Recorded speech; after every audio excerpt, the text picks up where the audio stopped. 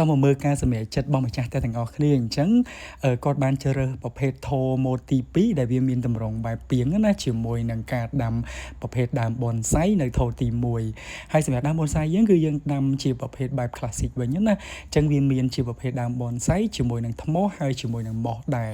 សម្រាប់ម៉ោះជាមួយនឹងថ្មនិងដើម bonsai នេះវាស៊ីគ្នាមែនតែនហើយវាក៏រំលេចជាមួយនឹងថូនឹងធ្វើឲ្យសម្ព័ន្ធភាពហិតស្អាតទៀតហើយប្រភេទថូទី2គាត់ជ្រើសរើសប្រភេទផ្កាផ្សំណាអញ្ចឹងយើងមានការផ្សំបញ្ចូលគ្នាជាមួយនឹងហ្វឺនខ្យល់ប្រភេទកក់ប្រភេទដើម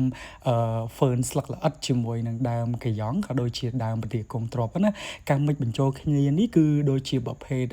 ផ្កាចាក់មួយដ៏ស្រស់ស្អាតដែលយើងតុបតែងលម្អនៅថូបែប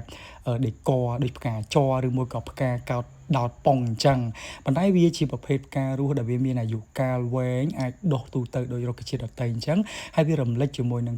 ការដេកបែប modern សម័យថ្មីណាហើយរុក្ខជាតិទាំងពីរគឺយើងធ្វើការដាំរួចរាល់ហើយអញ្ចឹងមកអត់ទាំងអស់គ្នាជាមួយសម្រស់ក្រោយពេលដាំពិតជាស្រស់ស្អាតមែនទែនដូចអ្នកទាំងអស់គ្នាបានឃើញអញ្ចឹងដោយសារតែប្រភេទផ្ទះគាត់ modern ហើយគាត់ក៏អាចមិចជាមួយនឹងប្រភេទ